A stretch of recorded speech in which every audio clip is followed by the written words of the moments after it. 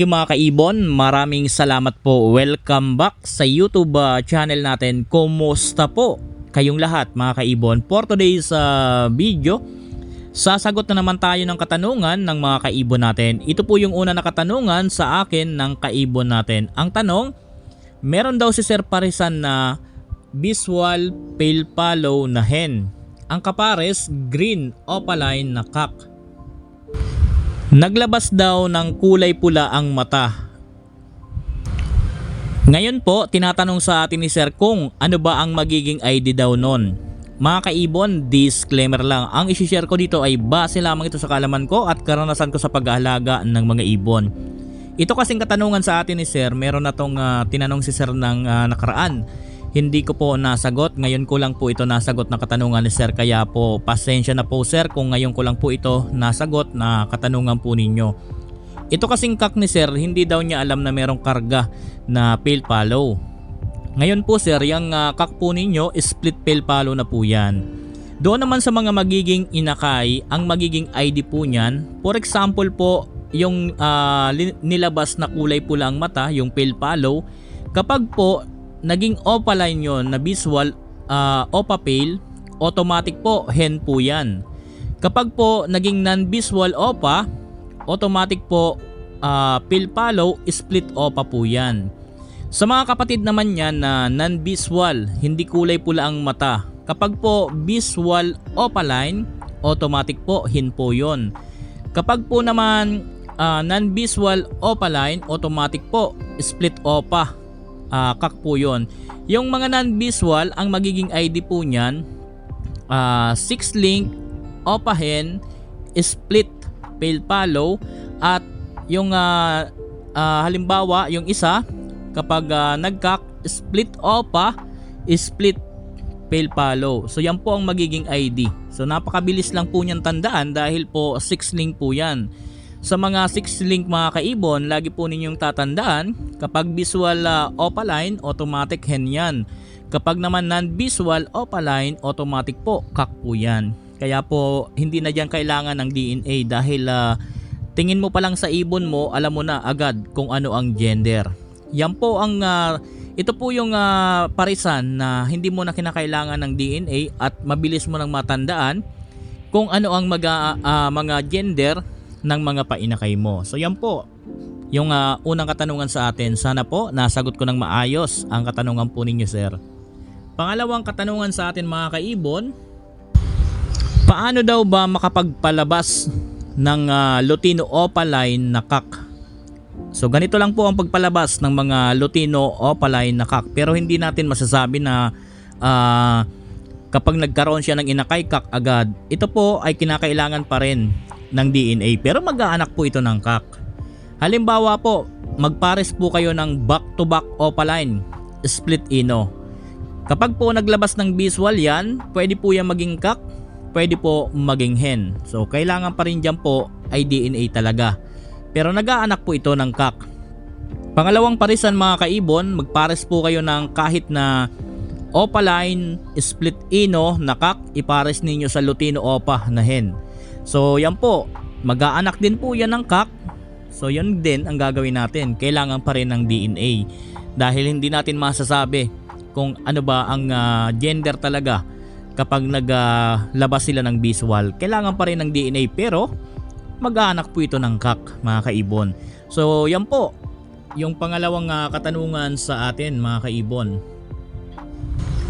Pangatlong tanong sa atin mga kaibon, Sir, as lang po kung ano ba ang magiging ID ng mga anak ng parisan na Lutino cock at ang kapares green split ino na hen. Yung visual na anak na Lutino, malalaman na ba kung ano ang gender? Mga kaibon, ang parisan ni Sir Lutino cock at ang kapares green split ino na hen. Kapag nagkaroon ng anak na Lutino, malalaman na ba agad natin yung gender? Hindi pa po Sir, hindi natin malalaman, hindi pa po natin malalaman kung ano ang gender.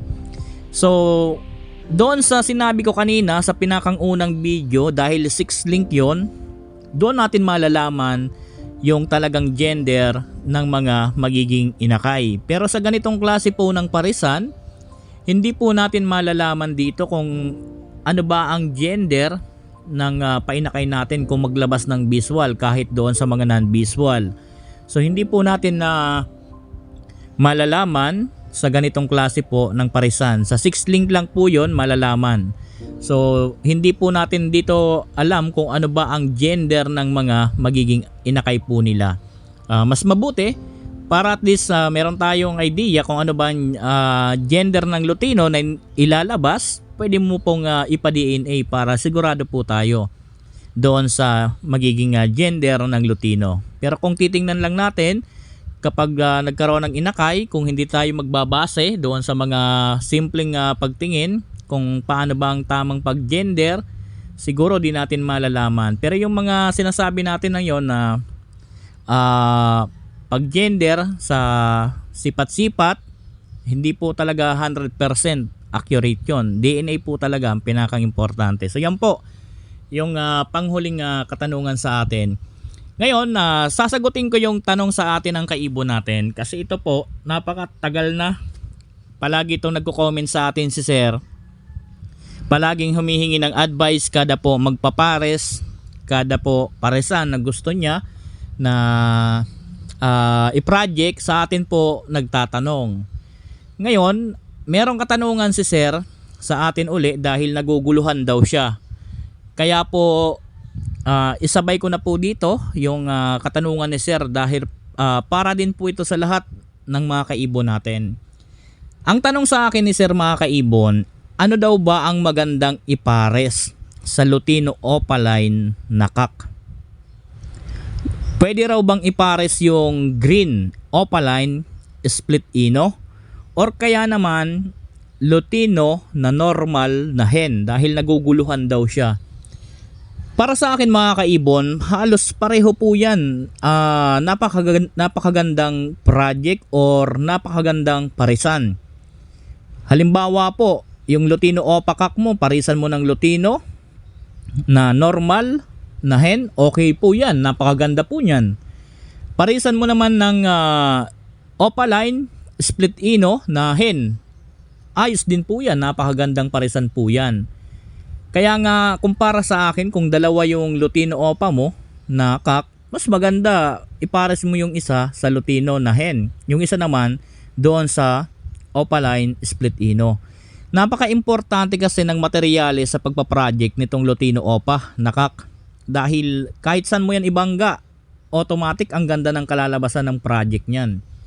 Ngayon, bibigyan ko si Sir ng paliwanag. Bahala na po si Sir kung alin ang susundin niya. Dahil para sa akin pareho po yung goods. Kung meron kang Lutino Opa na kak, napakaganda rin ipares niyan sa Lutino na hen. Lalo kung sable din yung Lutino na hen. Unang-una kapag nagkaroon niya ng inakay, di mo na kailangan ng DNA.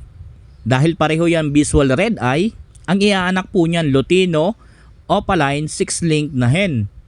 Mag-aanak din po yan ng Lutino split Opa nakak. So no need to DNA na. At least sureball na yung karga at napakagandang mga materialis na rin. Lutino Opa 6 link na hen. Tapos meron ka ng siguradong split Opa na Lutino. So napakaganda po ng ganyang klase rin ng parisan. Kumbaga wala talagang tapon dahil puro visual red eye yung iaanak at siguro ka na sa gender. No need to DNA. Ngayon dito naman tayo sa green Opaline split ino. Kapag pinares mo yung Lutino Opa na kak sa green Opaline split ino, mag-aanak din po yan ng Lutino Opa. Halimbawa po, nagkaroon siya ng inakay na Lutino Opa, doon sa mga kapatid na non-visual, lahat na po yun Opaline split ino. So napakagandang materialis na rin po yan. Dahil ang ganitong klase ng parisan, pwede yan mag-anak ng Opaline split ino na kak. Or kaya naman maglalabas ng Opaline split ino na hen. Sa mga visual naman, ang ilalabas po niyan, Lutino Opa, pwede po yan maging kak. Pwede maging hen. So yan po ang pwedeng kalabasan ng pagpapares na binabalak po ni Sir. Kung meron din tayo dito sa mga kaibon natin na ganito ang nagiging senaryo, ito rin po ang may papayo ko. Halos po pareho lang po yan, mas maganda. Mas magandang parisan. Pero kung talagang para sa akin, halos pareho po yan okay. Kung saan po yung matimbang, yung kagustuhan po ninyo, pwede nyo pong sundin. Pero kung ako po ang tatanungin, talagang pareho po yan. The best po yan, pareho. Napakagulong isipin. Mas maganda kung naging dalawa. Yung Lutino Opa na kakmo. Tapos itong dalawang to, pwede mong pagbanggaan. Pero kung akong tatanungin para sa sarili ko, doon ako sa visual na Lutino. Dahil yun talaga, sigurado, meron ding Lutino Opa, merong Lutino Split Opa, lahat pa ng ihanak puro visual. So mabilis lang din po yan ma-out dahil sigurado 6 link pareho, no need to DNA. Sa kabila, magpapa-DNA ka, kung maging Lutino Opa or hen, yung kalalabasan sa visual. Pero para sa akin, overall pareho po yan. Nasa sa inyo na lang po yan kung saan ba talaga yung talagang napupusuan ninyong parisan. Pero para sa akin, pareho yung goods mga kaibon. Salamat sa mga kaibon natin na nagtanong. Sana po nasagot ko ng maayos ang katanungan po ninyo. Marami pa po tayong nakapila na katanungan. Hindi ko naman po ito pwedeng sagutin lahat dahil aabutin tayo dito ng ilang oras. Kaya po ito lang muna yung kaya natin sa ngayon.